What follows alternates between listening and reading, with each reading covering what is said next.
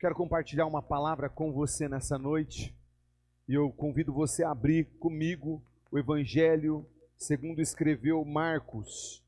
Evangelho segundo escreveu Marcos, capítulo 8.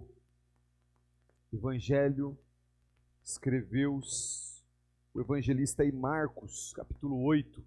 Nós, pela graça de Deus, semana passada, nós tivemos sinal positivo da Energisa para a parte elétrica da igreja. Então nós podemos aplaudir o Senhor Jesus por isso. Os músicos ficam tudo felizes, né? Então a gente quer colocar alguns aparelhos para funcionar, mas a gente faltava energia para isso. Então conseguimos aí e vamos começar aí a partir desse mês aí trabalhar para que isso aconteça. Creio que até o mês de junho a gente já esteja com tudo funcionando perfeitamente, sem crise. Amém?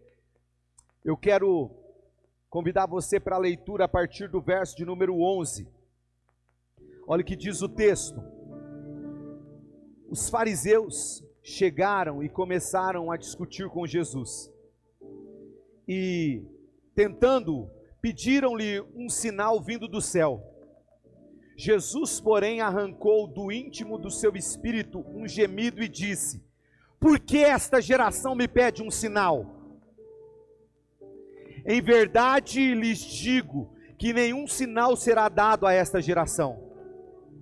Deixando-os, tornou a embarcar e foi para o outro lado. Ora, os discípulos se esqueceram de levar pão, e no barco não tinha consigo senão um só. Jesus os preveniu dizendo: fiquem atentos e tomem cuidado com o fermento dos fariseus e com o fermento de Herodes. E eles começaram a discutir entre si, dizendo: ele diz isso porque não temos pão. Jesus percebeu isso e perguntou: por que vocês estão discutindo sobre o fato de não terem pão? Vocês ainda não percebem nem compreendem? Têm o coração endurecido? Têm os olhos e não veem? Têm ouvidos e não ouvem? Não se lembram de quando parti 5 pães para 5.000, quantos cestos cheios de pedaços vocês recolheram? E eles responderam: 12. E de quando parti 7 pães para 4.000, quantos cestos cheios de pedaços vocês recolheram? E eles responderam: 7. Ao que Jesus lhe disse: vocês ainda não compreendem? Então chegaram a Betsaida, e lhe trouxeram um cego, e pediram que Jesus tocasse nele. Jesus, tomando o cego pela mão, o levou para fora da aldeia. Então cuspiu nos olhos do homem, e impondo-lhes as mãos, perguntou: você vê alguma coisa? O homem, recuperando a visão, respondeu: vejo pessoas, mas elas parecem árvores que andam. Então Jesus novamente pôs a mão sobre os olhos dele, e o homem, passando a ver claramente, ficou restabelecido e distinguia tudo de modo perfeito. E Jesus mandou para casa, recomendando-lhe: não entre na aldeia. Palavra de Deus para os filhos e filhas de Deus. Quem está comigo, diga amém. Preste bem atenção no que eu quero ensinar para você nessa noite. Jesus, ele faz um milagre para liberar um ensino para os seus discípulos. Jesus, ele mostra para os seus discípulos, através de um milagre, a realidade que eles estavam vivendo e que muitos estavam vivendo ao redor de Jesus. Na verdade, quando a gente pensa em milagres, eles comunicam verdades do reino de Deus. Então todo milagre, ele está comunicando uma verdade do reino de Deus para a sua vida. Quantos aqui já experimentaram milagres na sua casa, na sua família? Diga eu. Então, se você já experimentou milagres, Certamente Cristo comunicou a você, através dos milagres, verdades espirituais, verdades que comunicam o reino de Deus. E Jesus estava mostrando justamente um cenário através deste milagre. O texto fala para nós que este milagre é o milagre de um cego que recebe 2 toques. No primeiro toque, ele não consegue ver perfeitamente, mas no segundo toque ele consegue ver perfeitamente. Jesus estava falando a respeito das fases que nós vivemos. Primeiro, nós somos cegos, não conseguimos enxergar nada, somos conduzidos pelos outros. Depois, nós até conseguimos enxergar, mas não enxergamos completamente, perfeitamente. Mas a ideia central é que quando Jesus ele toca na minha, na sua vida, nós conseguimos enxergar perfeitamente. Agora é interessante que o contexto do milagre é um contexto de comunicação. Preste bem atenção para você não perder a ministração de hoje. O contexto é uma discussão dos fariseus com Jesus, e os fariseus estão pedindo o quê? Um sinal do céu. Pessoas que querem acreditar a partir de sinais, pessoas que querem acreditar, mas só a partir de realidades sobrenaturais. E depois de Jesus dar uma dura palavra para essas pessoas, ele olha para os seus discípulos e começa a orientar eles: ei, cuidado, fiquem atentos, ei, tomem cuidado com o fermento dos fariseus e o fermento de Herodes. E é aqui que eu quero tratar com você. Existem 3 tipos de fermento, ou de fermentos, que Jesus Cristo revela na sua palavra. Aqui, nesse texto, ele revelou 2 fermentos: o fermento de Herodes e o fermento dos fariseus. Mas em Mateus capítulo 13, verso número 33, Jesus revela o fermento do reino, o fermento do reino de Deus. O fermento é uma metáfora para revelar que existe influências sobre a nossa mente, que determinam a nossa maneira de interagir, a nossa maneira de lidar, o nosso cotidiano, como nós interagimos com o reino de Deus e com o reino que nós estamos vivendo, com este mundo. O fermento é um dos principais ingredientes aí de pão, bolo, tortas, que é usado para dar volume, dar sabor, sabe, nos produtos, faz crescer, faz dar volume. E é interessante que Jesus ele vai advertir os seus discípulos. Ele fala assim, ó, estejam atentos e tenham cuidado. Fala para quem está do teu lado assim, toma cuidado com o fermento dos fariseus e de Herodes. Ele está falando sobre 2 influências que têm a capacidade de mudar a nossa forma de se relacionar com o reino, com o mundo. E eu quero falar com você sobre isso.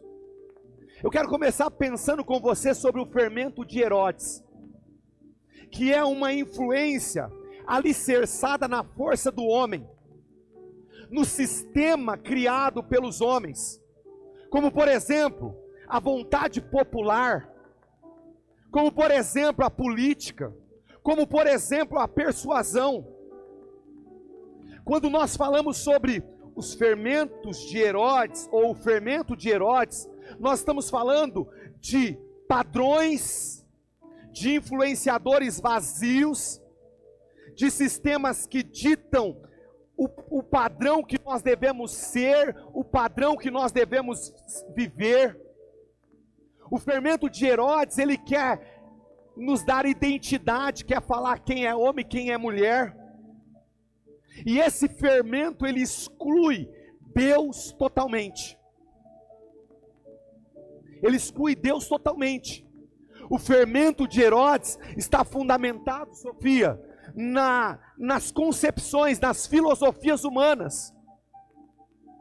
Está fundamentado em ideias que estão alicerçadas neste mundo.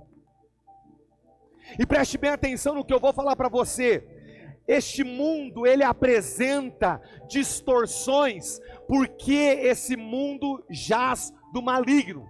Esse mundo foi corrompido pelo pecado, e o pecado ele gera na sua consequência distorções. E o que eu estou aqui para falar para você nessa noite? Ei, cuidado com o fermento de Herodes, porque o fermento de Herodes quer distorcer aquilo que Deus tem para você. E o que eu estou aqui para falar para você nessa noite? Não deixe as distorções de traumas da minoria tornar-se uma verdade na sua vida, ou determinar aquilo que você é. Preste bem atenção no que eu estou falando. Sabe por que eu estou falando isso? Porque nós estamos vivendo um momento onde uma pessoa viveu um trauma, uma minoria viveu um trauma, e não soube lidar com aquele trauma, e quer estabelecer esse trauma como uma verdade. Ei, querido, as suas feridas, os seus traumas, não são uma verdade para a sua vida e nem para a vida do seu irmão. O fermento de Herodes quer estabelecer verdades distorcidas como sendo verdades normais. Mas Deus está levantando uma geração que não aceita o fermento de Herodes, que não busca solução em Herodes, que não busca solução no sistema deste mundo, porque o sistema deste mundo é um sistema fracassado. E olha, não é só agora. Paulo já dizia isso em Romanos, capítulo de número 1, verso de número 21 ao 32, eu vou ler o texto. Olha o que diz o texto, Romanos 1, do 21 ao 32. Porque, tendo conhecimento de Deus, não glorificaram como Deus, nem lhe deram graças, pelo contrário, se tornaram nulos em seus próprios raciocínios, e o coração insensato deles se obscureceu, ficou escuro, dizendo que eram sábios, se tornaram tolos e trocaram a glória do Deus incorruptível por imagens semelhantes ao ser humano corruptível, às aves, aos quadrúpedes e aos répteis. Por isso Deus os entregou às suas impurezas, pelos desejos do coração deles, para desonrarem o seu corpo entre si. Eles trocaram a verdade de Deus pela mentira, adorando e servindo a criatura no lugar do Criador, o qual é bendito para sempre. Amém. Por causa disso, Deus os entregou às paixões vergonhosas, porque até as mulheres trocaram o seu modo natural nas suas relações íntimas por outro, contrário à natureza. Da mesma forma, também os homens, deixando o contato natural da mulher, se inflamaram mutualmente na sua sensualidade, cometendo indecências homens com homens, recebendo em si mesmo a merecida punição do seu erro. E por haverem desprezado o conhecimento de Deus, eles desprezaram o próprio Deus os entregou de um modo de pensar reprovável, para praticarem coisas que não convêm. Estão cheios de todo tipo de injustiça, perversidade, avareza, maldade. Estão cheios de inveja, homicídio, discórdia, engano, malícia. São difamadores, caluniadores, inimigos de Deus, insolentes, arrogantes, orgulhosos, inventores de males, desobedientes aos pais, insensatos, desleais, sem afeição natural e sem misericórdia. Embora conheçam a sentença de Deus, e de que os que praticam tais coisas são passíveis à morte, eles não somente as fazem, mas também aprova os que as praticam. Na linguagem Nova Tradução, o verso de número 32, sabem que, de acordo com a justiça de Deus, quem pratica essas coisas merecem morrer, mas ainda assim continua a praticá-las, e, o que é pior, incentivam os outros a fazer também, ou a também fazê-los.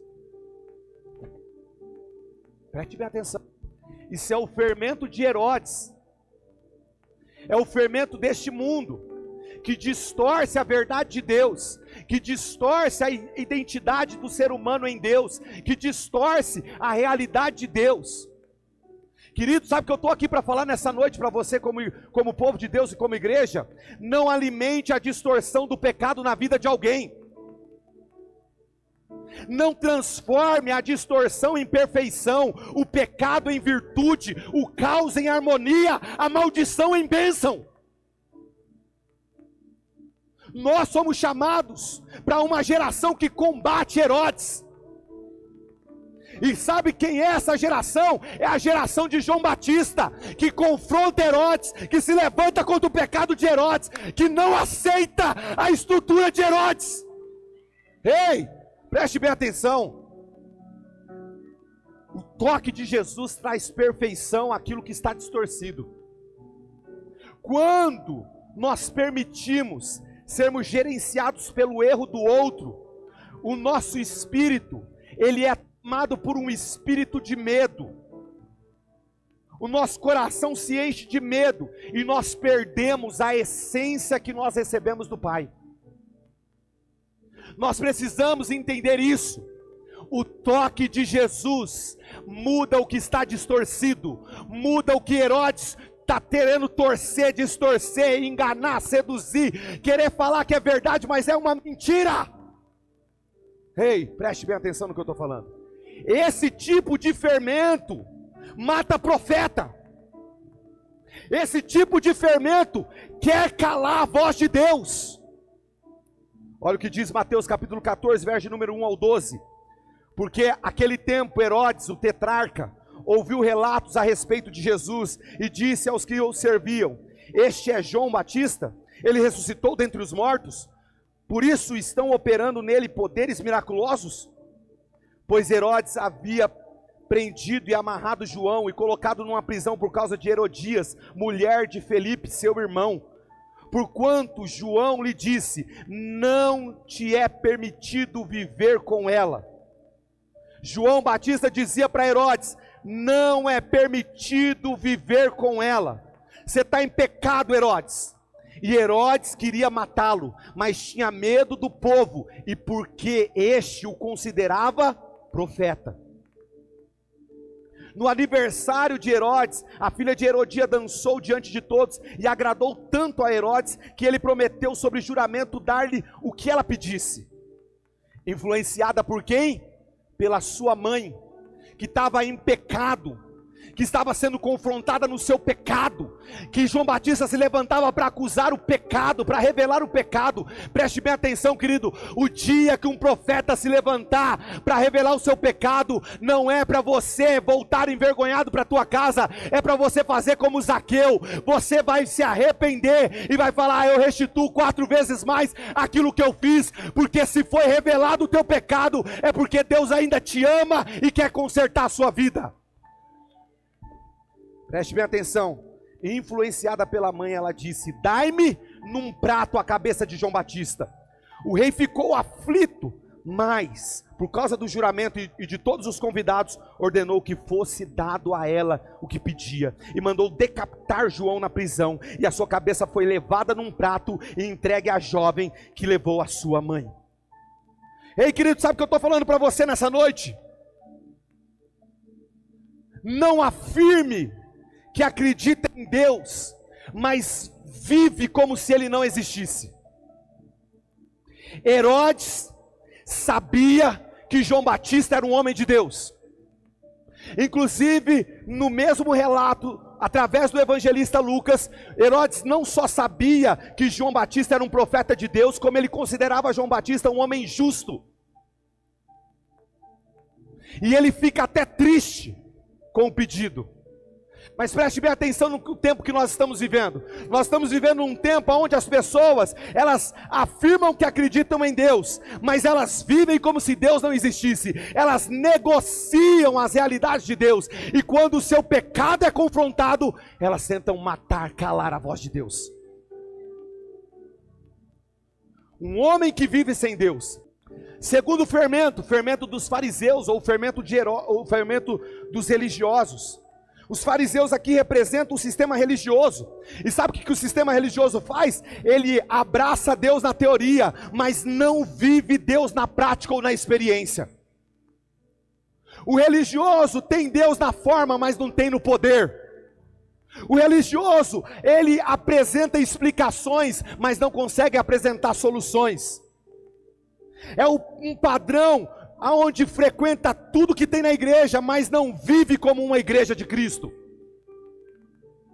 Mateus capítulo 3, verso número 7 ao 9, Jesus combatendo, ele fala: quando viu que muitos fariseus e saduceus vinham para onde ele estava batizando, disse-lhe: raça de víboras, quem deu a vocês a ideia de fugir da ira que se aproxima? Deem frutos que mostrem arrependimento. Não pense que vocês podem dizer a si mesmo: Abraão é nosso pai, pois eu digo que dessas pedras Deus pode fazer surgir filhos para Abraão. O fariseu era um grupo legalista, separatista, que guardava de modo rigoroso a sua religiosidade, seus dogmas, mas viviam uma extrema hipocrisia, e eram hipócritas até com a lei e a tradição de Moisés. Os saduceus, eles não acreditavam na ressurreição, nos anjos, nos espíritos. Todos esses grupos aqui que eu apresentei para você, ou dois grupos, fariseus e saduceus, são dois grupos que vivem uma falsa intimidade, um falso relacionamento com Deus. Ei, querido, preste bem atenção nessa verdade que eu vou falar para você. Jesus Cristo não veio para restaurar uma religião, porque não foi isso que foi perdido no Éden. O que foi perdido no Éden foi relacionamento. Jesus veio restaurar um relacionamento com você, de intimidade. Deus, Ele abomina a religião do templo e que não realiza nas ruas o amor de Deus. Deus, Ele não abomina o templo, mas Ele rejeita a religião que morre dentro de um templo. Porque o ritual do templo afronta Deus, mas a liturgia de um amor, de uma igreja viva, de uma igreja que está aqui, mas quando sai para ser igreja, sai para viver Cristo, sai para implantar o reino, sai para viver o amor. Isso é amado e agrada o coração de Deus. Preste bem atenção, querido. A religião, ela é um obstáculo no caminho da redenção. Não há nada que você possa fazer que te leve para o céu. Tudo está em Cristo. O que você precisa fazer é voltar o seu coração para Cristo. O que você precisa fazer é voltar a sua vida para Cristo. Preste bem atenção. A religião tenta recriar um caminho, uma solução, na qual você não precise ser íntimo de Deus. Mas Deus está falando para você nessa noite: eu preciso restaurar o meu relacionamento com você. E para isso, só Jesus pode te liberar um vivo e um novo caminho. Agora, Mateus 13:33, Jesus fala: e contou-lhes ainda uma outra parábola.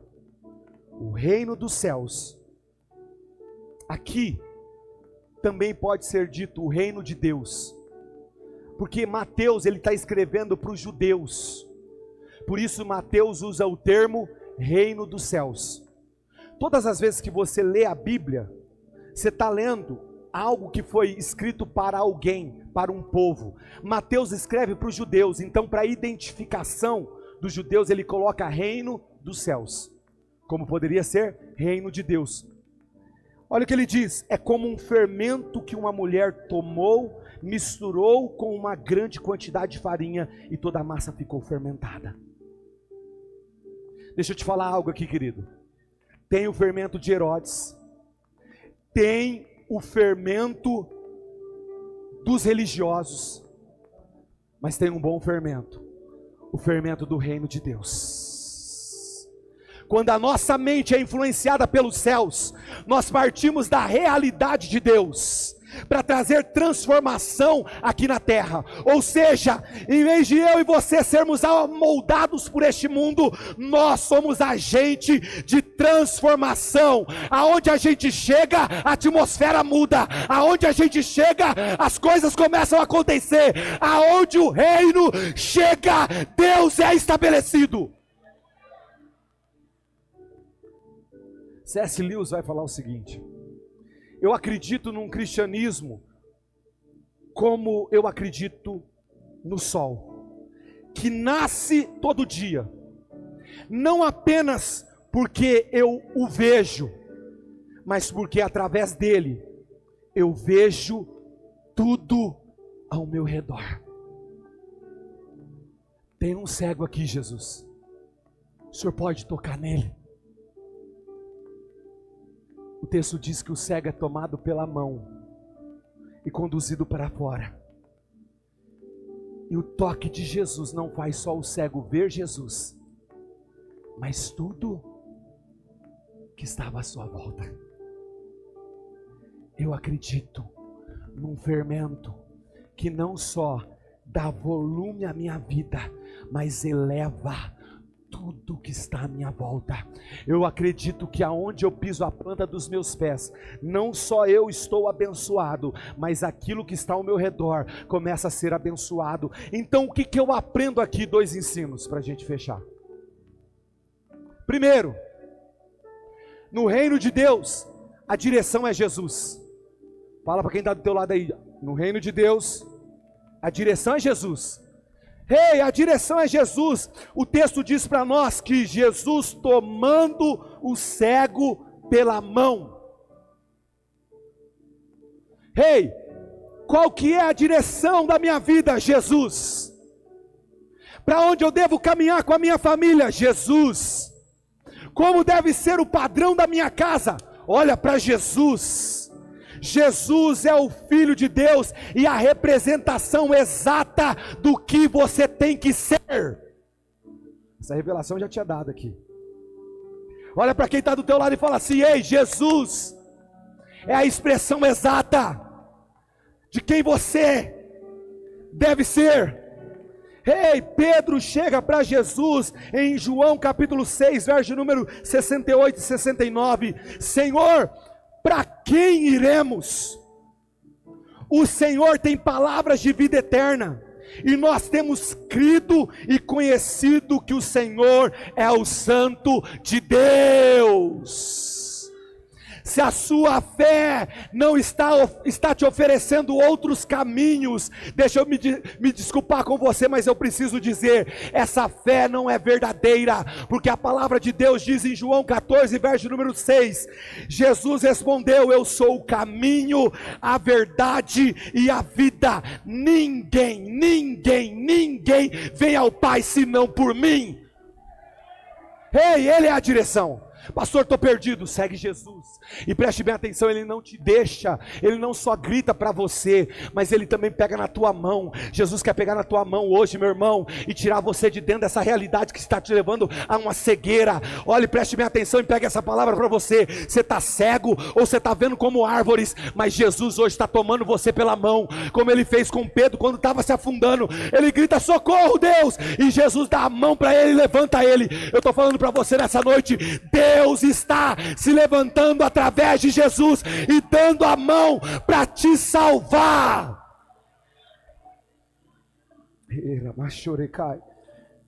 Dois ensinos. Jesus é a direção, e no reino de Deus nós somos retirados do sistema deste mundo. O texto afirma 2 vezes: levou para fora da aldeia. No último versículo, Jesus o mandou para casa, recomendando-lhe: não entra na aldeia, não entra. Existem lugares que não nos faz bem. O apóstolo Paulo vai dizer: não vivam conforme os padrões deste mundo, mas deixem que Deus transforme pela renovação da sua mente, para que você possa experimentar a boa, a perfeita e a agradável vontade de Deus. Olha aqui para mim. Às vezes não é um local geográfico. Às vezes não é um local geográfico, mas é um sistema. Tem a ver com a nossa mente. Tem a ver com a forma que nós interagimos. Tem um vídeo circulando no Instagram de uma moça que chega num cavalo e ela finge colocar, como que é o nome daquilo lá, Vitor? O cabresto.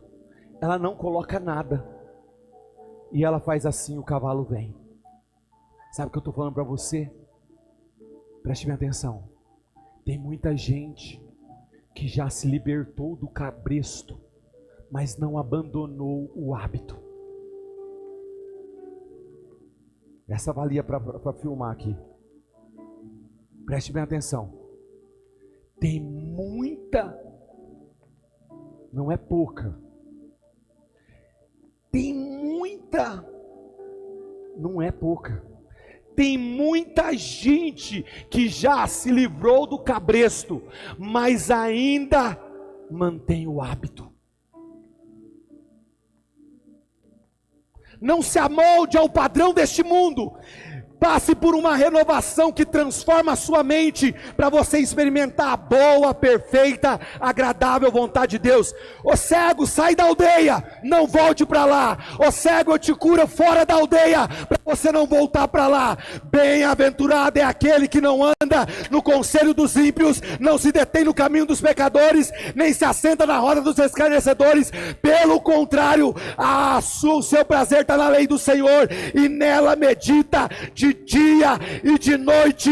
1 João 5,4: o que é nascido de Deus vence o mundo, e esta vitória que vence o mundo é a nossa fé. Oh! É a nossa fé, é a tua fé. Deus te trouxe aqui para mudar a forma como você vê o reino e a cultura que está à sua volta. Preste bem atenção. O texto fala para nós que os olhos daquele homem os olhos foram abertos. E o texto fala assim: então ele conseguiu distinguir tudo de modo perfeito. E o homem, passando a ver claramente, ficou restabelecido e distinguia tudo de modo perfeito. Eu termino para a gente ir para a ceia. Efésios capítulo 1, verso número 18 e 19. Oro também para que os olhos do coração de vocês sejam iluminados, a fim de que vocês conheçam a esperança para a qual Ele o chamou, as riquezas da gloriosa herança dele nos santos, e incomparável a grandeza do seu poder para conosco, os que cremos, conforme a atuação da sua poderosa força. Você estava na aldeia, você não conseguia enxergar. Ele te toma pela mão, te tira da aldeia e toca em você. Você vê, mas não vê perfeitamente. E Jesus toca de novo.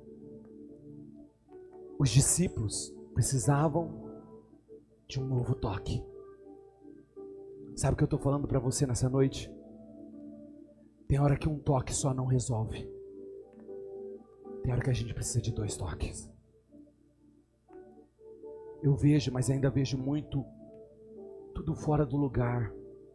Eu estou vendo e não estou conseguindo enxergar claramente. Jesus veio tocar para que você possa distinguir tudo de forma perfeita. Ele não é só o sol que você consegue ver. mas Ele é a luz que faz com que você veja as coisas que estão ao seu redor.